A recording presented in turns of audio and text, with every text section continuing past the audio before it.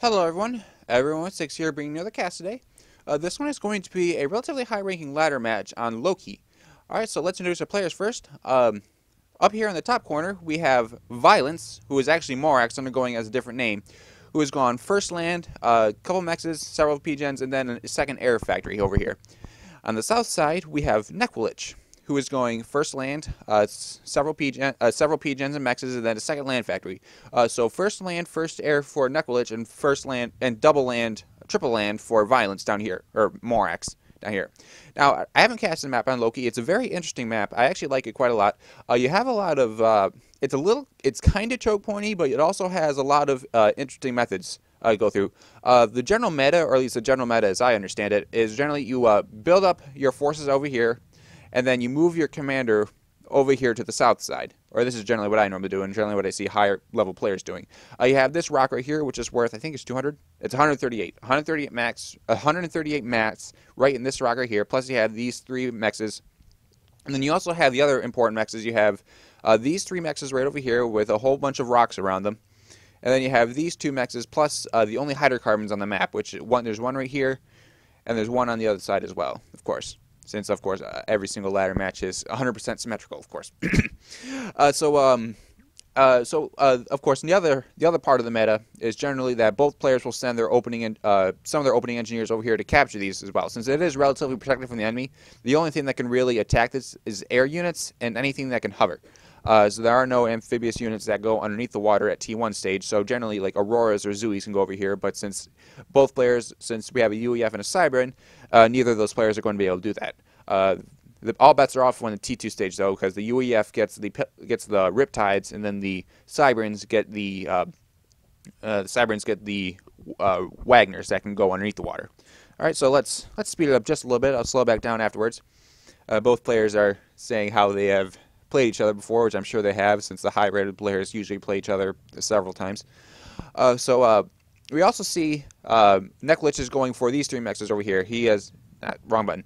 So you see these. Oh, well, I guess I was wrong. He's actually manually reclaiming all the rocks on here, and then he's sending his engineer over here to do something. Yes, he's going to reclaim this rock over here and then build some factories over here. Meanwhile, it looks like that Violence was trying to cut him off. He has this mech marine and this scout moving downwards, trying to catch any expanding engineers from Nekwilich off guard. He isn't going to find any right here, and the fact the closest thing he's probably going to find this Mantis and Mole combo, which is going to beat this little group right here. There isn't any significant raiding going on the other side of the map. You have Violence over here, who has a couple military units with his engineers to help protect them, which is a good idea, but otherwise there isn't too much going on this side as of now. However, there is this Mantis coming up here up the middle, but it looks like it's just going to run right into this commander, and if it does, it isn't going to have a very good time. But it's going to run over here where it's going to face off against the Striker, and that's fairly even odds. I'd give a slight edge to the Striker on that, but we'll see how that goes. Meanwhile, the battle group on the other side has just made contact. It's waiting right here for this engineer, and it's just it's going to kill it. And on the top side, we have the Striker and the Mantis going at it, and it looks like the Striker is going to win that fight. Yep. So the Striker win that fight. This engineer lives and is going to be able to build its factory, plus its radar and its point defensor here. Meanwhile, this one engineer has already. Ooh, it didn't go down. I thought it was going to go down. It didn't actually go down. The Mech Marine is going to okay. So the engineer just died, and now it's going to take out this mass extractor. There it goes, and then it's going to hunt it down by all these units and killed. There's really nothing else that could happen at this point. The Mantis is ways more superior to the Mech Marine, and the Snoop is not even worth talking about. Meanwhile, Violence has done the same thing over here that I thought Nekwilich was going to do. He actually sent his commander up here to personally build the mexes and the factories on here. Nekwilich does on the other side. He did get an engineer up here, which is building a mex and is probably going to be reclaiming too. Not yet. He should. He should be reclaiming this area, and he probably will. Higher-rated players don't make those kinds of mistakes too often. Meanwhile, it looks like that both players have their air factories up and running. It looks like that both players have a scout going over. It looks like Violence has just scouted out the majority of his base, and he sees the general build that Nekwilich is going, and Nekwilich is over here. I'm actually quite surprised. He didn't actually go over this base right here, so he can't actually see what's going. He just had the radar. He just had the radar range on the scout ping the buildings, but didn't actually see them, so they don't stay on the radar. So they don't stay on his information window, or whatever you want to call it. I'm not sure what it's called when you see a building and it just stays there. But he is going to come over this way. But he is going to do it again. He is going to be able to see the build now. He has 3 land factories plus an air factory from what he can see. But he doesn't have anything else, so that information is accurate. Meanwhile, both players are trying to fortify their own expansion corner. Looks like that Morax, I'm going to keep calling Morax. Morax got these 3 tanks plus that Snoop over here, and Neklich got his 2 Mantis over here to help guard against any intrusions. However, these 2 engineers are actually going to do something sneaky. They're going to build a point defense first and then build a land factory. And when the engineers can, of course, cross the water, and when they build a factory over there, all bets are off. However, Neklich is going to push really deep into Violence's territory. He's going to take over this area, the area that I thought was going to be expansion, but neither player has actually gone after the little expansion, so maybe either my understanding of the meta is flawed, or neither of these players are following it. And so he just took over this territory, but it looks like Morax is going to try to take it back. He did just get a nice flanking bonus on Neklich's army. He had all these units focus on the slight flank on Neklich's side, so that's why Neklich is retreating here. He knows that if he fights that battle, it's not going to work out for him, so he's going to pull back and try to regroup his units to see if he can get a better position. Meanwhile, Violence is further going to be reclaiming this area right here, and ooh, interesting. Looks like that Neklich got a run by on this side. I'm not sure how. There's no way he could have done this unless he airdropped him. Could he have done that? I don't see any. Oh, there is. He did airdrop it. There's the transport wreck. So he dropped. I didn't even notice that. He dropped the units right here, destroyed the engineers and the mexes that were there, and then is going to continue to try to put pressure on the base. And then when the transport came back, it got shot down by the transports. I actually didn't notice that. That's actually pretty interesting. And Morax is being really ballsy with his comm. I'm actually surprised. He just went right past this that point defense right there, and he's going to move down and try to assist his units down here. I think he's going to. Nope, he's going to go back. Looks like that Neklich got some units right through his backside, to take out these mexes. A little note about the map, though, just because it's kind of relevant right now. It looks like this is solid cliff, but it's not. You actually have an access point right here that expands the cliff's edge right here. You have an access point right over here that goes right through it, and an access point right down here. So it's a lot more porous than you'd think. The only real boundary is right here. You can't get down from this way, but you can move from this area to up here to over here, all the way down here, and from here you can get from here over here. So it's a lot more. So that's why I said that it's kind of choke pointy, but it's not too choke pointy. It's still fluid enough that you can still get good games while having interesting matches that aren't just on a flat map. Looks like Neklich is just going to swarm that point defense before its walls get finished, so the units are going to take out the point defense easily, but they aren't going to stand up to this commander. They don't have nearly enough forces to kill Morax right there, so all those forces are just going to die. Meanwhile, Morax looks like he's reestablished control over this little expansion right here, and is actually now trying to push onto Neklich's little mountainous range right here. He's got mostly pillars and a couple of Lobos right here to help him siege this area. This point defense is going to be a problem for him if he doesn't realize it's there, and he doesn't take it out with the Lobos. He does realize it's there, but he doesn't have any Lobos in range. So if he tries to push forward, then the point defense is just going to kill everything. And here you see the Lobo is going to stay at range and attack it, but the strikers are not. And the point defense plus the Mantis are going to do a pretty big damage on Morax's little army right there, plus the commanders right here, and it's just going to clean up. So kind of the similar things happening on both sides. Both players trying to push towards the other players' little expansion regions, but it's going with the varying levels of success for each side. Looks like little Morax's little sneaky build right here is paying off for him. Neklich does not have control over these mexes, even though he should by this point. And Morax is still trying to throw forces at it to try to reestablish control of this area. So there's only one factory doing this, so if he has more factories dedicated to pushing him out, he'll win this area. But it's not a guaranteed thing as of yet. Meanwhile, Morax is securing this area uncontested. He just has one engineer that's going to just secure these mexes, so you won't have to worry about that for too much longer. So won't have to worry about until later on in the game. One little Mantis is going to try to take out this Mex on its own with the commander right here. It's just going to walk forward and kill it. Come on, let's move over a little bit.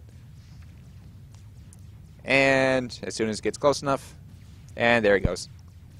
3 shots, 3 shots, 1 kill.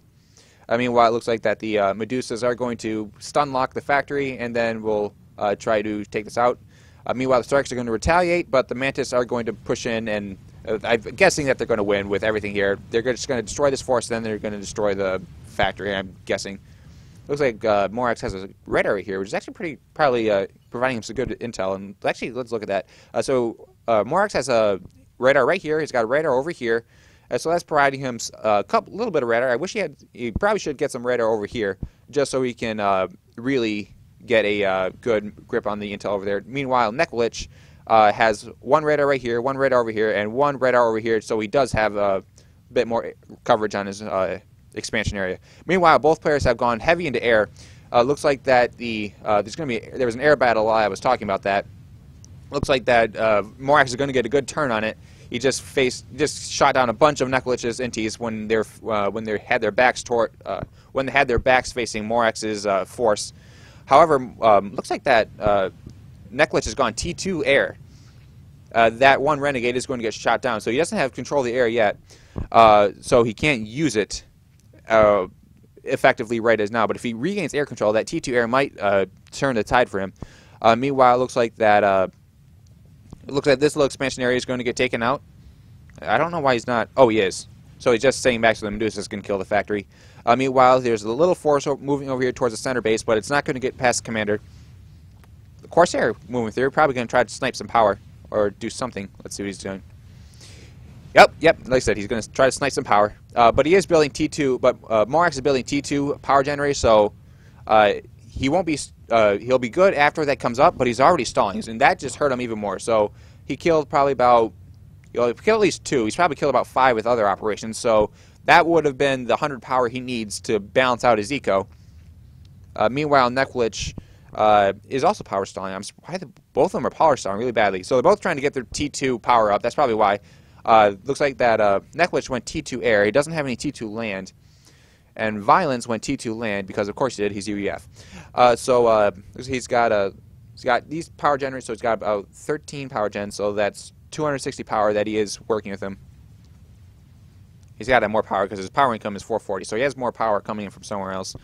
Another little push. Looks like that Neklich is going to successfully destroy these mexes. He got that one down at some point in the past. He's going to destroy this one before the commander can catch up to the units. He's got a T2 mex in jeopardy too. He upgraded to T2 mex. Let's see their economies, by the way. It looks like that Violence Morax has 3 T2 mexes over here, plus this one. And then on the other side, it looks like that Neklich, and do with a quick counter, it looks like he's got 3, plus this one up here, and I don't see any others. Ooh, he's got 1 over here. So he's got 5 T2 mexes, but it is going to go down really quickly. The eco, beside the fact, is relatively even. They're both at about 50. Well, they were at about 50. Okay, so about 35.